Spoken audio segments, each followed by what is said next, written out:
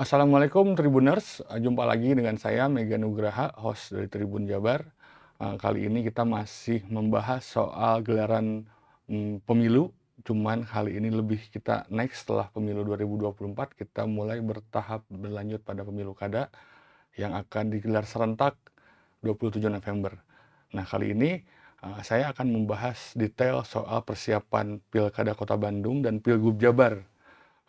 Untuk 2024 bersama dengan saya sudah hadir Pak Hoirul Anam, anggota KPU bidang partisipasi masyarakat dan SDM gitu. Selamat sore Pak Anam. Ya, Apa selamat sore kabar? Kang. Alhamdulillah. Ini langsung nih dari pemilu 2004 langsung gas deh pemilu kada. Langsung Nggak ada persiapan healing dulu. pemilihan nggak ada healing dulu. Kita Kita langsung gas persiapan buat pilkada. Ini 27 November ya? 27 November Kang. Sekarang bulan Mei, berarti sekitar 3-4 bulanan lagi lah ya. Sekitar 4 bulanan lebih lagi Kang. Iya. Ini ngapain lagi sekarang KPU? Sekarang ini KPU ada beberapa hal yang memang sedang kita jalani proses persiapan. Yang pertama itu ada persiapan untuk perekrutan PPK dan PPS. Sekarang sedang running. PPK yang pemilu 2024 nggak dipakai? Bukan nggak dipakai, siapa lah ya? Kita itu secara juknis itu pembentukan. Oke. Pembentukan. Jadi boleh juga yang lama itu datang lagi boleh. PPK dan PPS-nya. Supaya refresh mungkin kali ya? Supaya refresh, betul. Oke. Berarti di Kota Bandung serentak sekarang lagi rekrutmen PPS? Iya, serentak PPK dan PPS. Jadi kalau PPK itu sudah kemarin selesai CAT di kampus UIN Bandung. Dan PPS ini sekarang sedang proses pendaftaran. Jadi memang selang kurang lebih 4-5 hari. PPK itu per kecamatan berarti ya? Per kecamatan. Total. Berapa orang? Sama dengan pemilu 2024 kemarin. Kalau PPK sekarang itu 5 orang sama di 30 kecamatan. PPS 151 kelurahan merekrut 3 orang. Oke. Digaji berarti ya kan? Digaji ya. Besarannya sama kayak pemilu kemarin. Dua PPK itu berarti digaji ya, masih digaji ya? Masih digaji. Gajinya tuh sekitar 2 jutaan? Iya, 2,5-an. 2,5 juta? 2,5 juta jadi PPK sampai bulan? Sampai bulan nanti Januari. Itu full time kerjanya? Sebetulnya bisa dibilang setengah-setengah ya? 24/7 hour gitu kan. Jadi benar-benar karena persiapan pilkada itu kan banyak yang harus dipersiapkan. Jadi kadang-kadang juga sampai malam, sampai larut, sampai subuh. Oh, tapi PPK kan udah selesai, berarti sekarang ke PPS? PPK sebetulnya belum, masih ada satu tahapan lagi wawancara. Sekarang PPS itu baru selesai tadi malam penutupan. Alhamdulillah ada 809 masyarakat yang mendaftar sebagai PPS. Itu kerja di kelurahan? Kelurahan, leveling kelurahan wilayahnya. Nanti itu mereka akan bekerja melaksanakan semua tahapan pilkada berarti? Semua tahapan pilkada. Tapi seingat saya tuh, saya baca-baca juga sekarang itu selain tahapan rekrutmen PPK PPS juga ngebahas soal sedang bersiap masa pendaftaran jalur perseorangan, jalur independen non partai politik, yang syaratnya itu harus berbentuk syarat dukungan KTP ya Kang ya? Iya betul. Itu sudah mulai berlangsung? Sudah. Jadi dari tanggal 8 sampai 12 Mei ini itu adalah pendaftaran dan juga pemenuhan persyaratan. Nah di Kota Bandung sendiri kan Kang, DPT-nya lebih dari 1 juta. Jadi secara aturan di aturan KPU itu bahwa kalau lebih dari 1 juta tuh 6,5% diambil dari DPT. DPT kita kan kurang lebih 1,8 kan. Jadi kurang lebih itu sekitar 121.705 KTP. Itu harus terkumpul. Mulai kapan berarti? Dari tanggal 8 ini kan? Tanggal 8 kemarin sampai nanti tanggal 12 Mei. Nah sekarang ini kan juga tidak mesti bawa fisik ke kantor. Jadi nanti kita pasti memasukkan di upload itu di sistem di di Silon. Oke. Cuman masalahnya ini kan untuk mengumpulkan KTP 1.000 itu kan dalam hitungan 4 hari ya? 5 harian itu? Ya. Memungkinkan sih, reasonable nggak sih? Soalnya kemarin ada yang ini juga cerita ke kami di Tribun, waktunya itu terlalu pendek katanya untuk mengumpulkan 121.000. Ya. Sebetulnya kalau memang yang bersangkutan itu sudah mempunyai basis massa, Oke. akses dan lain sebagainya, apalagi sekarang sistemnya itu tidak mesti fisik, Kang, itu langsung di-upload melalui sistemnya KPU, itu sebetulnya memungkinkan. Oke. Kalau sudah punya jejaring ya, Kang, ya. Karena kan salah satu syaratnya kan 121.000. Apalagi aturan ini kan tidak jauh berbeda ketika waktu terakhir Pilkada Kota Bandung 2018. Oke. Hanya jumlah nominal saja naik sedikit, gitu. Kan juga lagian juga kalau nggak salah, saya sih sempat merespon bahwa ada yang komplainan, ada berita masuk ke Tribun Jabar soal sulitnya mengumpulkan 121.000. Tapi itu tadi karena syarat dukungan ini sudah diatur undang-undang gitu kan, jauh sebelumnya gitu kan. Harusnya mungkin calon tersebut juga mempersiapkan jauh-jauh hari mungkin seperti itu ya kan. Betul. Jadi yang tadi saya katakan juga di aturan juga sudah diatur menggunakan aturan yang masih lama. Adapun aturan juknis baru juga tidak jauh berbeda sebetulnya, apalagi soal masalah dukungan 6,5% itu. Oke. Apalagi kan pasti udah tokoh-tokoh di Bandung, apalagi yang punya niatan untuk nyalon di perseorangan, pasti sudah punya basis massa, jejaring, hampir tiap kecamatan mungkin, kelurahan dan lain sebagainya. Untuk mengumpulkan itu tidak sulit sepertinya. Apalagi sistem untuk menguploadnya kan kita menggunakan sistem digital. Berarti 121.000 nanti diverifikasikan lagi nggak sih berupa KTP gitu kan? Nanti setelah itu kita verifikasi administrasi pasca tanggal 12 itu kita pun juga menggunakan sistem nanti diverifikasi di Silon sampai nanti juga ada verifikasi faktual. Jadi selain administrasi nanti kita verifikasi faktual mengambil sampling. Oh, jadi nggak semua 121.000 dicek satu-satu? Enggak, nanti kita punya aturan khusus tersendiri lah Sampling tentang rumusnya sampling. Oke. Nah, sampai sejauh ini sudah ada yang daftar atau yang minimal yang mendekati atau konsultasi sudah ada. Oke. Ada 2 orang kemarin yang konsultasi ke kantor, tapi untuk pemenuhan untuk berkas persyaratan sampai sekarang belum. Oke. Berarti bisa jadi tidak ada. Kita berharap sih sebetulnya siapapun yang memang sudah siap bisa mendaftar. Oke. Karena semakin banyak partisipasi peserta juga itu kan salah satu bentuk keterbukaan pilkada ini kan memang bukan hanya untuk partai politik, tapi perseorangan pun juga diperbolehkan. Kalau ada komplain ternyata, KPU ini ternyata waktunya mepet. Sebetulnya itu ranah kebijakan regulasi itu ada di KPU RI. Kita ini pelaksana di kota kabupaten maupun juga provinsi. Di undang-undang juga kalau tidak salah ya, di undang-undang juga sudah mengatur, undang-undang pemilu itu kan sudah detail kan. Sudah, di undang-undang pilkada juga masih. Kalau pemilu jumlah penduduknya sekian berarti dukungan sekian, berarti kan bukan perkara hal baru gitu ya. Bukan perkara hal baru sebetulnya. Dan kemarin pun juga beberapa yang konsultasi ke kantor juga nggak jauh beda ya ternyata sama yang 2018 gitu. Jadi sebetulnya tokoh-tokoh tersebut juga sudah tahu sebetulnya aturannya juga nggak jauh beda, walaupun ada beberapa perubahan sedikit. Gitu kan. Nah, setelah itu berarti sampai 12 Agustus berarti ya? 12 Mei. Kan? Setelah itu verifikasi lanjutan. Ada verifikasi, nanti ada verifikasi administrasi, itu bentuknya dokumen, apakah betul atau tidak dokumen bentuknya surat pernyataan dukungan dari masyarakat dan melampirkan KTP itu.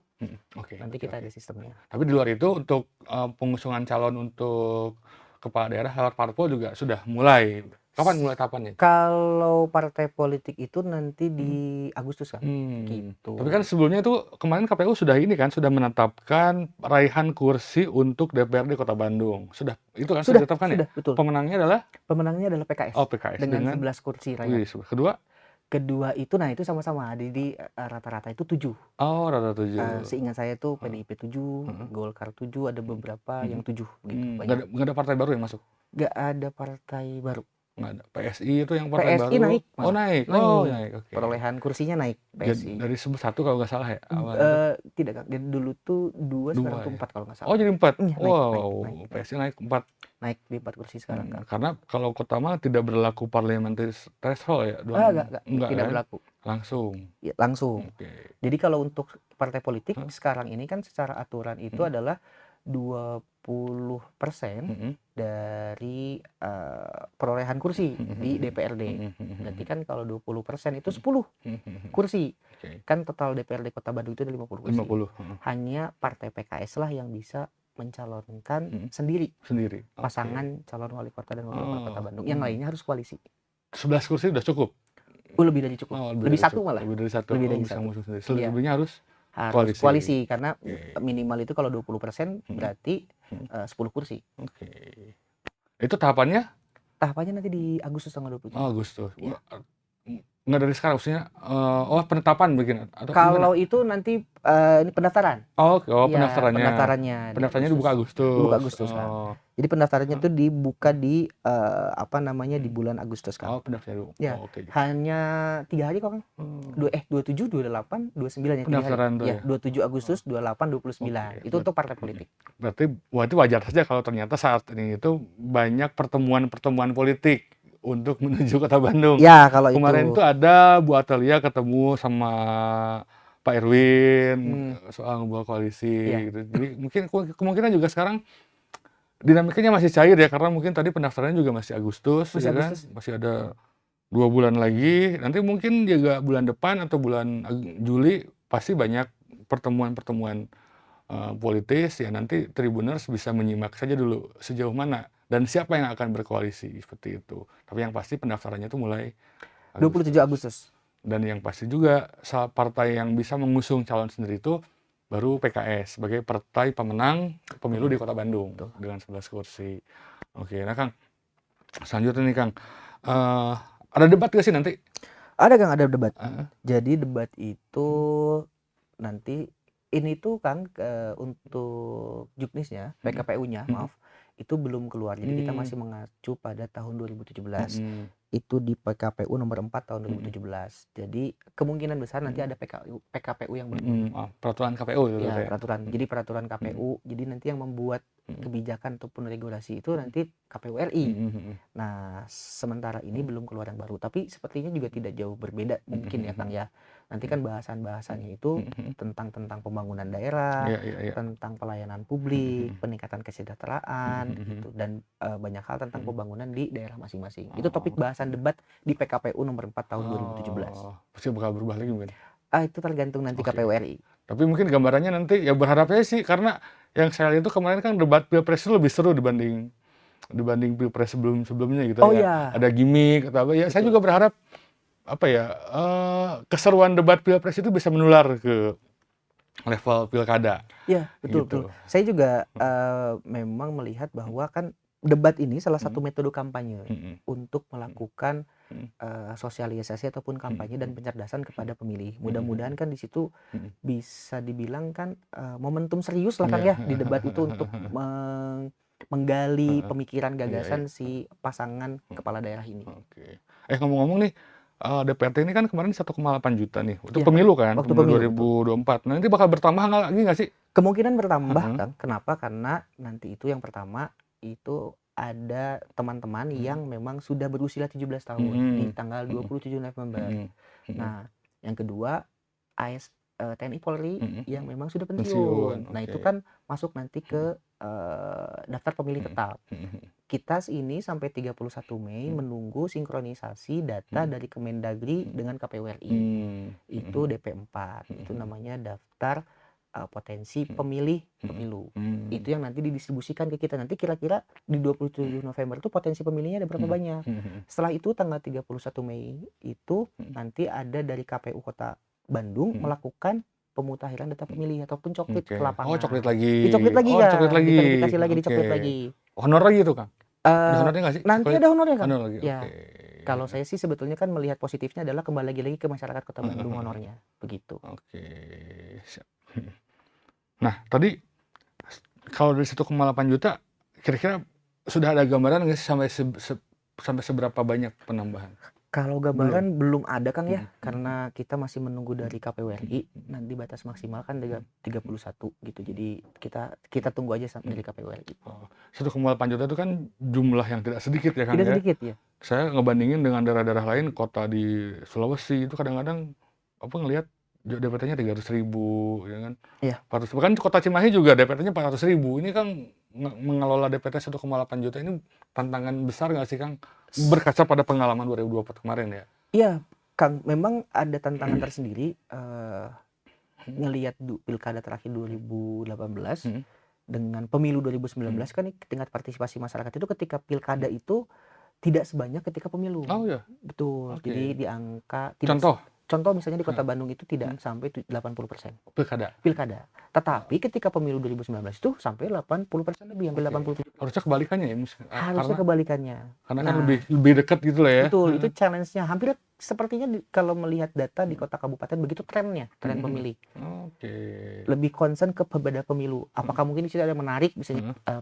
presiden Heeh, misalnya presidennya. begitu. Heeh heeh. Jadi apa namanya, partisipasi pemilih di pilkada itu tidak sebesar ketika pemilihan umum. Oke. Karena mungkin psikologi masanya juga berbeda kali ya, Kang. Mungkin kalau pilpres ada tokoh yang digemarin, Betul, gitu kan. iya, Ada pride, kebanggaan sendiri kepada calonnya, iya gitu betul. kan. Tapi kalau dari kita sih sebetulnya apalagi harus punya kesamaan frame bahwa Mhm. ketika pasca reformasi sekarang Mhm. sudah daerah itu punya kewenangan Iya. lebih, Mhm. Mhm. justru sebetulnya banyak memberikan dampak positif terhadap masyarakat. Mhm Jadi mhm. kalau masyarakatnya tidak menggunakan hak Mhm. pilihnya, Mhm mhm. wah sayang sekali. Oke. Kalau dulu sih oke lah kebijakan itu vertikal gimana Heeh pusat. Kalau heeh. sekarang ini kan daerah itu memiliki kewenangan yang luas Mhm untuk merubah mhm. nasibnya kita Mhm semua di mhm. sini. Oke. Saya pengen blackball dulu soal tadi partisipasi pemilih di pilkada dan pemilu yang nggak sejalan. Pemilu partisipasinya tinggi, tapi di pilkada justru rendah. Nah, ini juga sebenarnya bukan hanya tantangan bagi KPU, tapi tantangan bagi para calon-calon pemimpin yang akan maju di pilkada Kota Bandung nanti, Betul. gitu kan. Contoh gambaran sederhananya, ya calon kepala daerah ini harus punya apa ya? Jangan jauh-jauh ke visi dulu deh. Dia minimal harus punya kelebihan, punya gaya komunikasi yang baik atau punya apa namanya ya, style komunikasi yang nyeleneh sehingga si pemilih itu jadi ngerasa minimal tahu dulu deh bahwa ada pilkada gitu di Kota Bandung, ya kan. Betul. Kalau kayak ke Pilpres kemarin kan baik pasangan nomor 1 sampai nomor 3 kan punya kelebihan masing-masing sehingga itu jadi memorable buat si masyarakat. Iya, Dan jadi tantangan juga mungkin buat nanti para calon-calon kepala daerah. Tugas partisipasi itu bukan tugas KPU doang, tapi bagi Anda-Anda sekalian juga gitu. Jadi bantulah mungkin KPU yang untuk meningkatkan partisipasi. Karena saya ingat bahwa partisipasi masyarakat itu menentukan iya, kualitas demokrasi itu sendiri ya, Kang ya. betul Kang. Jadi Heeh. salah satu indeks kesuksesan Mhm. pemilu itu Mhm. yang paling dasar prinsip itu adalah partisipasi. Mhm mhm. Seberapa banyak partisipasi itu kan menentukan legitimasi Yes. pemimpin tersebut. Heeh heeh heeh. Dan itu juga akan berpengaruh Mhm. ketika nanti Mhm. siapapun yang terpilih itu Mhm. menjabat sampai 5 Mhm tahun ke mhm depan. mhm. Legitimate berarti ya. Legitimate. Oke. Challenge juga buat kepala daerah. Ya, Terus betul. ngomong-ngomong nih, Kang, ini apa namanya, ini basically banget sih gitu. Kenapa kita harus ikut di Pilkada Kota Bandung? Tidak hanya soal mencoblos, tapi ya mungkin ada tahapan-tahapan yang apa sih yang harus dilakukan warga Kota Bandung menghadapi pilkada? Yang pertama itu teman-teman itu pastikan Mhm bahwa terdaftar nanti mhm sebagai pemilih. mhm Apalagi mhm teman-teman yang baru, adik-adik misalnya, ataupun mhm bapak ibu sekalian mhm yang pensiun sebagai TNI dan Polri. mhm Itu dulu yang dipastikan. mhm Yang kedua itu adalah rasa kecintaannya terhadap Kota Bandung mhm khususnya. mhm Jadi mhm kalau udah cinta mah Kang, pasti juga mhm. kalau bahasa sekarang mah kepo sendiri. Iya iya iya, heeh Jadi heeh. kalau cinta Kota Bandung, Mhm itu harus memilih pemimpin mhm yang memang bisa berdampak mhm terhadap perubahan. mhm Jadi kalau udah cinta Kota Bandung, mhm pasti nanti mhm mengikuti mhm tahapan pemilu. mhm mhm Yang kedua, pasti nanti mhm ngepoin visi misi, mhm gagasan, mhm profiling mhm nanti siapapun mhm calon-calon mhm kepala daerah di Kota mhm Bandung mhm ini. mhm Jadi sudah begitu sebetulnya nanti akan terbentuk mhm mindset bahwa kita harus memilih pemimpin itu yang bisa merubah Kota mhm Bandung. mhm mhm. Jadi tidak ada lagi tuh unsur money politik, Oke. penggiringan, Mhm mobilisasi, mhm semua sesuai dengan mhm hati nurani. mhm Jadi terbentuknya pemilih rasional mhm itu saya lihat itu dari kecintaan mhm. kita terhadap Kota Bandung. Oke. Apalagi banyak masalah Kang ya misalnya Oke. di Kota Bandung, begitu. Masalahnya saya bantu menjawab macet, ya kan? Betul Kang, betul Kang. Macet. Ada Terus macet. kemudian urusan keamanan. Ini urusan keamanan juga kita tuh apa ya, bicara keamanan itu seolah-olah sering mengklasifikasikan masalah keamanan ini sebagai suatu masalah negara. Tapi ternyata di Kota Bandung bukan masalah negara, ini masalah keseharian kita gitu loh. Betul Kang. Karena untuk di Kota Bandung itu kan warganya hidup 24 jam. Iya betul. Ada yang jam malam ada yang hiburan gitu kan, Betul. ada yang ke Ada ke pasar, pasar, ya kan. betul. Ada juga yang dekat-dekat kampus ada yang bikin tugas gitu kan. Nah, sering juga ada kasus begal, sering banget. Saya waktu dulu zaman jadi wartawan kriminal tuh sering banget temuin kasus-kasus kriminal begal. Balap gitu kan. liar, Kang. Balap Tadi liar, malam saya lewat situ ada. oke, nggak jadi korban sih kan. Nggak, alhamdulillah. Cuman itu saya ngeliat tabrakan aja motor Heeh, sama motor lagi iya, balapan kayaknya. gitu. Gangster, Ya, gitu gangster. kan. Pendidikan, jadi apa ya? Banjir, Kang. Banjir. Sampah. Nah, lu nggak akan beres. Lu kalau ngomongin masalah kota Bandung, Ya, gitu. makanya harus peduli sama kota Bandung. Iya. Milih pemimpinnya, Heeh. jadi peduli dulu tuh sama kota Bandung. Ini saya nih punya perhatian khusus untuk urusan pendidikan. Kita nih Kang tiap tahun orang tua ini selalu dihadapkan pada beban biaya sekolah dan zonasi, Oh iya, ya zonasi kan? betul. Ya syukur-syukur bagi yang orangnya masuk zonasi, alhamdulillah masuk negeri. Bagi yang tidak masuk zonasi atau tidak masuk jalur prestasi kan otomatis tersingkir ke swasta. Ya, Ya kan, masuk swasta kan juga bukan perkara mudah, biayanya cukup besar. betul, Kang. Dan catatan saya inflasi bidang pendidikan itu tiap tahun selalu meningkat. Sehingga sih saya ngasih clue nih buat calon-calon kepala daerah ke depan, harus merumuskan kebijakan yang bisa mengurangi beban orang tua menyekolahkan anak. Nah, caranya gimana ya? Lewat ya Pilkada Kota Bandung ini sendiri, Iya, Kang. begitu. Jadi memang kan harus dibangun mindset, Kang, bahwa semua sektor kehidupan kita, Kang, pendidikan, Iya, kesehatan, yes. ekonomi, itu ada di kebijakan. Kebijakan itu siapa ya? Kepala daerah. Apalagi kewenangannya sekarang ini kan diberikan pasca reformasi itu kan sangat luas kan ya Iya. buat kepala daerah. Makanya harus peduli terhadap Kota Bandung. Jangan lupa nanti Yes. memilih tanggal 27 November. Iya, 2024. Ya untuk itunya mah ya kalau kalian Tribuners pada bingung ya googling aja misalkan ada nama ini profiling aja misalkan dia punya isu apa gitu kan. Banyak cara untuk menemukan calon pemimpin yang sesuai dengan teman-teman. Apalagi di PT kita kan hampir 1 juta nih, Kang. Itu adalah generasi muda. Oke. Jadi dari 1 juta itu sekitar 1 juta. 600 ribuan itu generasi milenial. Terus 300 ribuan lebih itu generasi Z. Jadi saya pikir teman-teman muda ini sangat menentukan. Dan sebetulnya lebih mudah karena lekat sekali dengan gadget, dengan teknologi. Tadi yang akan sampaikan masalah profiling, terus nanti mencari informasi di media sosial ataupun sumber-sumber memang yang valid, itu lebih dekat dan lebih mudah. Oke, Gitu gitu. sih, Kang. Tinggal apa? Benar tadi kata Pak Anam bahwa cintai Kota Bandung seperti itu. Sama iya, Kang, memang tugas KPU juga sekarang kan untuk melakukan sosialisasi, Kang, ya. Nah, Alhamdulillah sekarang kan kita sedang persiapan jingle dan maskot. oke. Nah, Oh iya, itu udah ada pengumumannya? sudah ada pemenangnya, Oke. tapi kita itu akan melakukan penyempurnaan, Oke. baik itu jingle maupun maskot. Nanti kita launching jadi KPU Jabar dulu di tanggal 27 Mei. Nanti kota dan kabupaten itu dikasih waktu sampai 2 Mei. Oh, 2 Mei. Sebelum 2 Mei. Kemungkinan sih kita akan memutuskan kalau nggak di tanggal 1 di tanggal 2 Mei. Udah ada pemenangnya berarti sekarang? Maaf, di tanggal 2 Juni maksudnya. Oke. Kalau nggak Sudah ada satu tanggal pemenangnya itu. berarti sekarang? Sudah ada. Oke. Sebutin boleh, Kang? Pemenangnya, Kang? Pemenangnya? Iya. Oh ya, ini ada di Pemenang Instagram. maskot Pemenang sekalian. maskot ini sebentar. Pemenang maskot nih. Maskot itu juara 1 namanya Bahari Hidayat. Diulang, Kang, namanya? Bahari Hidayat. Bahari Hidayat. Bahari Hidayat. Oke. Yang kedua itu Wahyudin Har. Mm-mm. Yang ketiga itu Nur Ramadanti. Oke, untuk maskot. Yang jingle itu GG Gumilar. Gigi Juara Gumilar. pertama, juara kedua itu Rifa Aldila, juara ketiga itu Kunz Maci, kayaknya grup band ini. Oke, bukan. Kunz. Ada hadiahnya tuh, Kang? Ada hadiahnya. Oke. Jadi untuk juara 1 masing-masing baik itu jingle maupun maskot itu 12 juta rupiah. Oke. Untuk juara 2 5 juta rupiah. Untuk juara 3 3 juta rupiah. Cair. Tapi pajak ditanggung pemenang. Oke. Alhamdulillah juga, Kang, nanti insya Allah jingle nanti KPU Kota Bandung untuk Pilkada Kota Bandung ini dinyanyiin sama artis. Oke. Siapa, Kang? Belum. Ada lah ya? Adalah nanti sama artis tokoh ikon Kota Bandung. Udah dapat si pemenang jingle nih ya, udah dapat hadiah, udah 12 juta ya? Ya. 12 juta, lagunya tuh dibikin, dinyanyiin sama artis. Ya. Gitu. Sebenarnya boleh di-spill ya, boleh aja sih, Kang. Nanti sama Kang Dul Sumbang. Oh, kalau Dos Sumbang nanti akan menyanyikan. Kan lagi jingle kita begitu. Oke. Itu bakal memorable banget tuh bikin lagu jingle KPU Kota Bandung, jingle Pilkada Kota Bandung, dapat hadiah, terus dinyanyiin sama Doel Sumbang. Begitu. Ya, Iya kan? mudah-mudahan itu. Dan itu kan salah satu strategi KPU Kota Bandung supaya ada tokoh, ada seniman Kota Bandung yang memang sekarang lagi viral supaya nanti tersosialisasikan. Oke. Begitu bahwa nanti ada pilkada di Kota Bandung. Tapi ngomong terakhir nih, Kang, ngomong kendalanya apa sih untuk sosialisasi saat ini? Ada? Sebetulnya kendalanya sih memang hari ini ada tantangan sih, Kang. ada 2 hal. Mhm. Jadi kita ini harus beradaptasi dengan namanya media sosial. Mhm.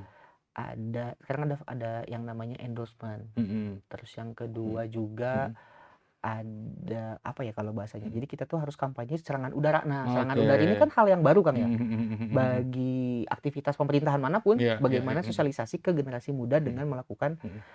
serangan-serangan Mhm. di Mhm media mhm. sosial Mhm mhm. buat masyarakat supaya terpapar. Mhm. Yang kedua itu adalah bagaimana membreakdown aturan-aturan Mhm. yang kalau bisa dilihat Mhm. peraturan bahasanya Iya juga iya. sangat baku, Heeh rigid, heeh tebal, heeh. Iya. tapi kita harus menyederhanakan supaya pesan itu masuk kepada Mhm semua mhm mhm masyarakat. mhm Nah, mhm. itu memang jadi tantangan untuk Mhm kita. mhm mhm.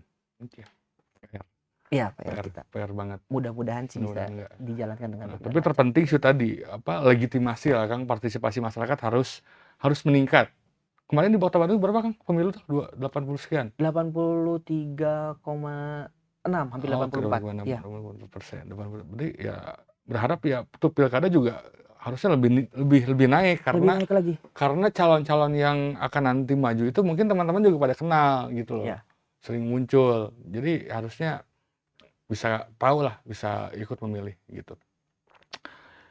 Itu mungkin Tribuners yang bisa kami bahas di sini. Kang Ana mungkin ada closing statement seperti apa mungkin untuk Pilkada Kota Bandung? Selain tadi kita ulang tentang cintai Kota Bandung, Mhm. saya harap juga nanti masyarakat juga Mhm. bisa berpartisipasi. Kita mempunyai ruang sebagai pemantau pemilu. Jadi pemantau pemilu sekarang itu ada di Mhm. KPU. Jadi Oke. untuk masyarakat, kelompok masyarakat, akademisi, Mhm. kampus, Mhm. komunitas Mhm. ingin jadi pemantau bisa mendaftar di KPU Oke. Kota Bandung. Supaya bukan hanya partisipasi yang meningkat, Mhm. tetapi keterlibatan Mhm masyarakat di mhm. Kota Bandung dalam semua tahapan pemilu itu juga ikut Mhm. terlibat. Oke. Begitu, Kang. Heeh. Itu Ada yang pemantau juga ada Bro ya? pemantau juga. Oke, siap. Oke Tribuners, itu yang bisa kami hadirkan dalam pembahasan terkait momen pemilu saat ini dengan Bung Khairul Anam. Terima kasih waktunya Pak Khairul Anam, Terima kasih kami kan nuhun pisan dan untuk semoga Tribun sukses Jabar. dan pemilu Kota Bandung partisipasinya naik dan tentunya aman. Karena aman adalah bagian dari hak asasi manusia. Betul. Kalau nggak aman, kamu nggak bisa kerja, kamu nggak bisa jualan. Yang penting aman. Oke, sampai ketemu lagi di lain waktu. Assalamualaikum warahmatullahi wabarakatuh. Waalaikumsalam.